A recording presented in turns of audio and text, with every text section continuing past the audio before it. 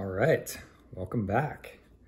Fly we're going to tie up today is a fly called the thin mint. It is a little variation of the woolly booger, and it's honestly probably one of the best variations of the woolly booger that I've ever fished. I learned about this thing on the Bighorn River almost 20 years ago, and I caught an incredible amount of fish the first day that I fished it, and it's worked on all sorts of other rivers and lakes as well. So go ahead and get started. We're tying this one on a TMC 1750 streamer hook, straight eye streamer hook.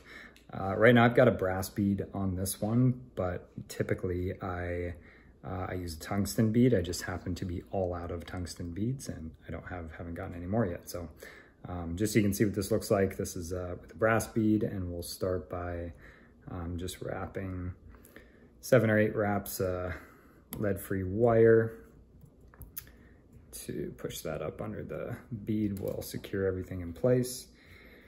We're using 70 UTC 70 denier tying thread.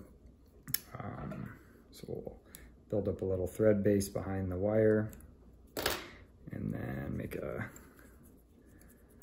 dozen wraps over the wire to kind of lock things down. Perfect. All right, we can work our thread back to the bend of the hook. We'll start to tie in our tail. So similar to a woolly booger, this uses a marabou tail, but this one is actually going to have 3 different colors of marabou.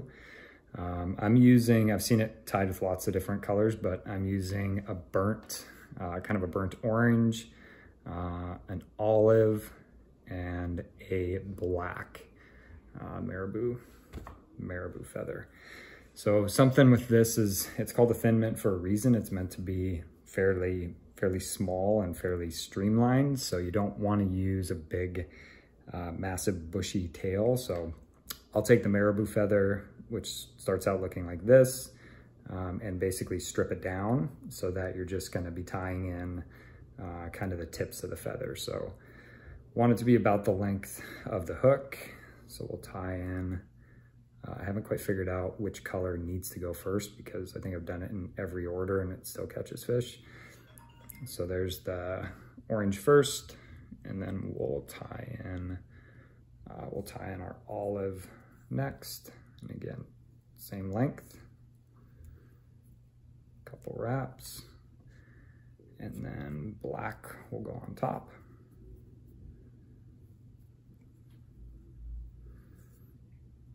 Get a couple wraps, and then what I like to do is pull those back, bring your thread up to right behind the wire, and we're going to tie all 3 of those down.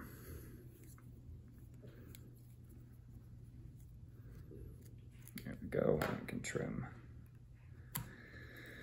those guys off and wrap everything down, clean up the body, and make your way to the back of the hook. Next part is probably personal preference. I'm going to add a couple strands of flash to the tail. Just don't want to overdo it. So I've got 3 strands of flashaboo, and I'm going to I'll tie these in on the back side of the tail.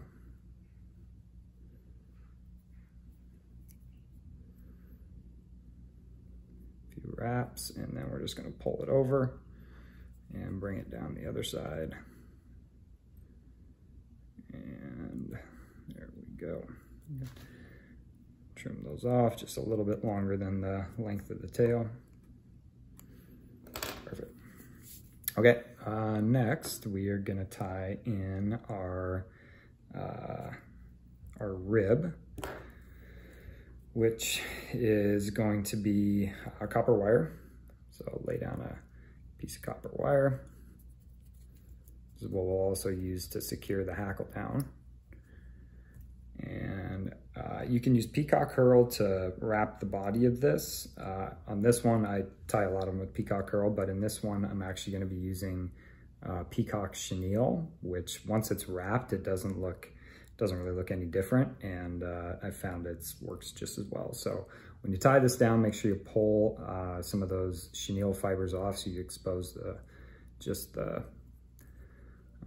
core of the chenille. Otherwise you end up with kind of a big bulb at the back of your fly. And then we can bring it up right behind the bead.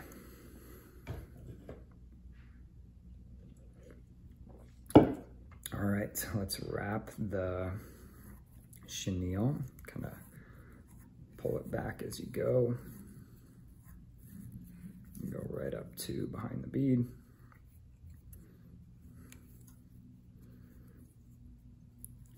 Couple wraps there. And can trim that off. All right, I'll tie in the hackle. I've already prepared this hackle. We've picked a brown saddle hackle. You can see this tied with grizzly as well, so brown's just my personal preference. And when you tie this in, I'll take and trim off the tip of the hackle just so that it's when you grab onto that, the tying thread has something to kind of latch onto, so it doesn't pop loose quite as easy. One wrap right behind the bead, and then make your way back, and then we'll grab our wire and we're going to reverse wrap the wire through the middle of the fly and all the way up to the front.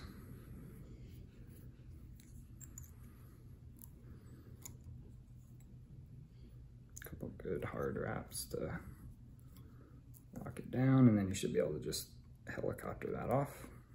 There we go. And we'll pop off the hackle here in the back. And let's just pull these hackle fibers back when we build up the thread base.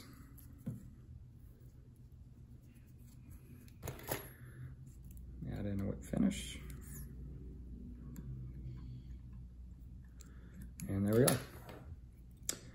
Add a little, make sure you add a little head cement at the end just to make sure the knot doesn't pop loose on you, but that is all there is to it. That's the thin mint. It's a little variation of the woolly booger, and it is a phenomenal little fly.